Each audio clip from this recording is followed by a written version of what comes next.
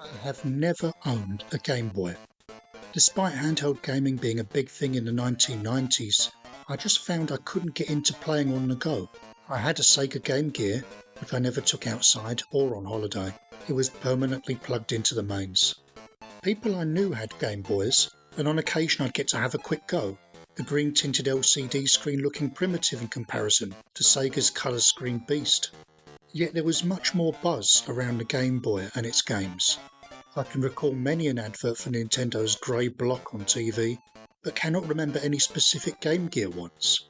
Sega were primarily pushing the Mega Drive in their marketing, whereas Nintendo struck a balance between the home and portable units. Perhaps the reason for this was the runaway success of the Game Boy worldwide. It was quickly adopted and became a household name, eventually selling over 118 million units over its impressively long lifespan, on shelves from 1989 all the way to 2003.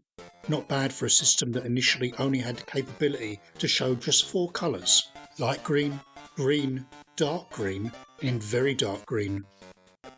It was enhanced in 1998 with the introduction of the Game Boy Color, a new smaller model bringing with it much needed modernisation that was also fully compatible with the library that preceded it. Today the Game Boy is the 4th best-selling game system ever, beaten only by Sony's colossally successful PlayStation 2 and Nintendo's own DS and Switch. The Nintendo Game Boy earned its reputation as a true 90s cultural icon. I never owned a Game Boy. Yet Christmas of 1997 I was gifted some Game Boy games. How strange. What could I possibly do with these cartridges without a system? Nintendo provided the answer in its Super Game Boy accessory. The Super Game Boy was an adapter released in 1994 that, when placed in the Super Nintendo's cartridge port, could natively play Game Boy games through the SNES. This was no emulation.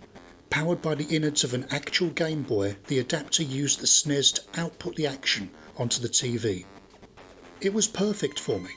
Finally a chance to experience some classic games I'd missed without having to get neck pains from looking down constantly. Everyone's a winner.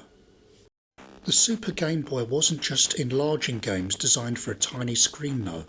It had extra features, such as the ability to alter the colour palette of any game, so you could get something looking pseudo-NES in quality. Additionally, some games had improved sound, or special screen borders designed bespoke for the content. A nice little touch. So, at Christmas 1997, I was gifted some Game Boy games, and the Super Game Boy adapter itself. The games were double packs in unusual, longer rectangular boxes. Super Mario Land 1 and 2 were packaged together, a solid little bundle.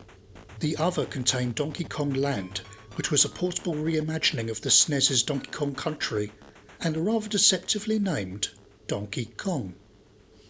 Produced by the legendary Shigeru Miyamoto, Donkey Kong on a Game Boy was directed by a team at Nintendo EAD, led by Masayuki Kamiyama and Takao Shimizu. Kamiyama also directed Game Boy titles Wave Race and Mole Mania. Shimizu, meanwhile, had a role in many more Nintendo titles, including directing both Pokémon Stadiums and Star Fox 64, Lilac Wars in Europe, and producing Super Mario Galaxy and several Kirby games. The original Donkey Kong needs no introduction. The classic arcade game comprised of 4 screens as Mario, who was originally known only as Jumpman, tries to rescue his girlfriend Pauline from the grasp of the eponymous and certainly legally distinct ape. Its popularity ensured it was ported to literally anything that could possibly run game code at the time, officially and otherwise, with varying quality. The game was simple: jump over obstacles, climb ladders, collect guff, grab a hammer for a smashing time, and reach the apex of the screen. The levels repeat until you lose or hit a point where there's not enough time to complete the round. Donkey Kong on Game Boy starts exactly as you'd remember it, albeit with much more expressive sprite work. Jump over obstacles, climb ladders, collect guff, grab a hammer for a smashing time, and reach the apex of the screen. When the game is this iconic, is there a point in changing perfection? As you defeat DK and reclaim Pauline's hand, you prepare for the game to loop, as always. Back to the Wait. What? What? Donkey Kong on Game Boy pulls the rug of familiarity out from under your feet and reveals its true hand. DK escapes into the wider world, leaving the confines of the iconic red girders behind. He steals Pauline back and exits to the city beyond. As Mario, you give chase in an unfamiliar world with rewritten rules. The actual game is a platform puzzler that keeps throwing new tricks at your mustachioed mug. Arriving in the big city, you are confronted with the overworld map, with DK a few steps ahead of you. From here, the game separates itself into challenge levels and boss levels. The objective of the challenge levels is deceptively simple. Find the key, take the key to the exit door, job done.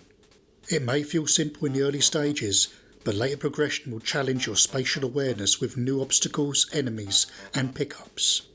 The boss stages, meanwhile, task you with either avoiding obstacles to reach DK and Pauline, or a more traditional boss fight arena, where you must use DK's signature barrels against him. Mario himself has plenty of new tricks for this adventure. Along with the eponymous jump, he can now do a quick flip by jumping while changing direction. It goes slightly higher than the default jump, very handy for speedrunners. Additionally, Mario can now do a handstand, a jump from which propels him higher still. A triple jump can be performed this way, springing you that little bit further towards success. As you progress, new mechanics appear, usually demonstrated via cutscene after a boss stage. Temporary ladders and bridges that you can place, switches to control gates, and wires that Mario can somehow swing on and propel from. It's always concerned me how a middle-aged chunky plumber has this much agility. These helpful items are counterbalanced by some new threats, some of which will definitely make your day a little bit harder. Like the original arcade game, Mario has to collect several of Pauline's belongings in each stage. Her hat, umbrella, and what's supposed to be a handbag, I think. Once collected, on exiting the level you'll be greeted by a bonus round, consisting of either a slot machine or a timing challenge. The game is very generous with its extra lives, to the point where I don't believe I've ever seen the game over screen. After every boss stage, the game offers you a chance to save your progress via battery backup within the cartridge. Considering there's around 100 stages, I would definitely recommend utilising the save feature, especially if you're playing handheld on an actual Game Boy. I found a fantastic interview with the original development team, translated from the 1994 guide by Shmuplations, who runs a website that collates and translates Japanese gaming articles and interviews into English. It's a fascinating read, so I've linked their article in the description below. I highly recommend you pay them a visit. There's plenty of curios on offer. The legacy of this puzzle-based take on the Big Ape continues to this day. Only recently, Nintendo released Mario vs Donkey Kong on the Switch, a remake of the 2004 Game Boy Advance title, which itself is a spiritual successor to the Game Boy original. I've yet to get around to playing it, but I assure you, it's on my list. Overall, a fun, well-rounded action platformer puzzler. Or could that be a puzzler platformer? It might be a bit on the easy side, but that's okay. I recommend this game wholeheartedly. Maybe I'm talking from nostalgia, seeing as this was one of my first Game Boy games I'd played to completion, but I feel even today it deserves mention as a true classic. Now, if you excuse me, I'm going to kill some sentient fire with a massive hammer. Let's go!